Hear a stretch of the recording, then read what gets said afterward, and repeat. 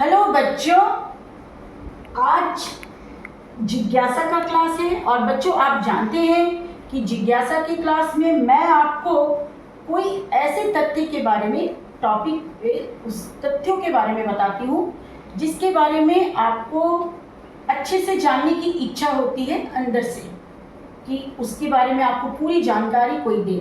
तो जिज्ञासा की क्लास में मैं ऐसे ही तथ्यों को लेके आती हूँ। और आज जो टॉपिक है बच्चों, वो है जीरो।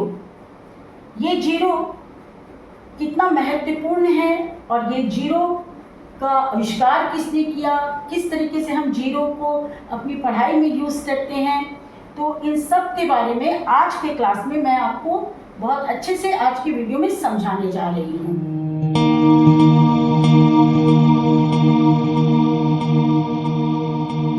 बच्चों, क्या आपने कभी सोचा है कि अगर शून्य यानी कि जीरो ना होता तो हमारी काउंटिंग कहाँ तक जाती? 1 2 3 4, लेकिन उसके बाद ना लाख होता, ना करोड़ होता, ना अरब होता।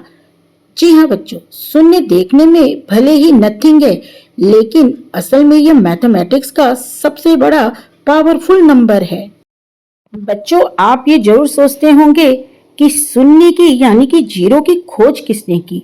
भारत के महान गणितज्ञ आर्यभट्ट ने सबसे पहले शून्य की कॉन्सेप्ट दी। उन्होंने बताया कि जब किसी संख्या के बाद एक बिंदु या स्थान यानी कि प्लेस जोड़ा जाए तो उसकी वैल्यू 10 गुना बढ़ जाती है। जैसे 1 10, 10 से 100, 100 से 1000। बाद में बच्चों, ब्रह्मगुप्त ने सबसे पहले शून्य के साथ मैथमेटिकल ऑपरेशंस समझाएं। कैसे जीरो को जोड़ें, घटाएं और गुणा करें। उन्होंने कहा किसी भी संख्या में जीरो को जोड़ो, वैल्यू वही रहती है, पर जीरो से गुणा करो तो सब कुछ जीरो हो जाता है। बच्चों, ये तो आप जानते हैं कि जीरो को हिंदी में शून्य कहते हैं। शून्य शब्द बच्चों संस्कृत के शून्य से बना है, जिसका अर्थ होता है एम्प्टी या नथिंगनेस।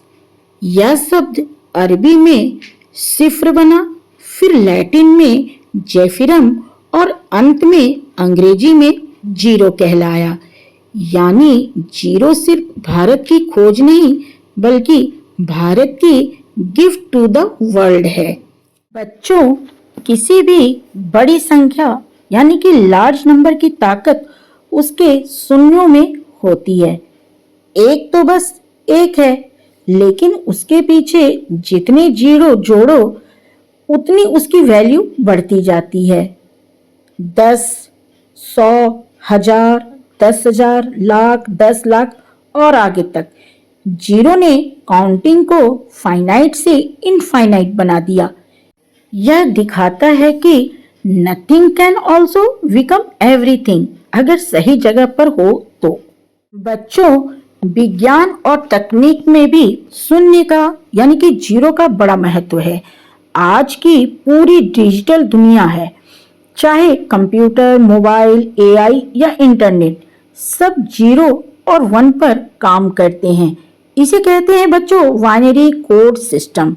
अगर जीरो ना होता तो ना कंप्यूटर्स होते, ना स्मार्टफोन्स होते, ना सैटेलाइट्स होते और ना ही कैलकुलेटर्स होते। बच्चों, अंतरिक्ष में भी जीरो का अपना जादू है।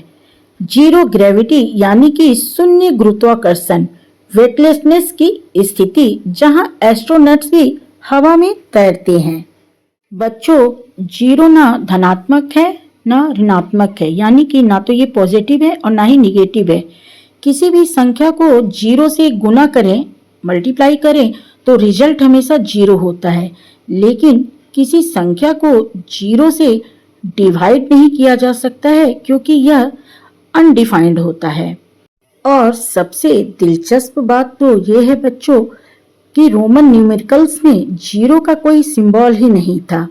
जीरो दिखने में भले ही कुछ नहीं है, पर इसके बिना गिनती, गणित और विज्ञान कुछ भी नहीं है।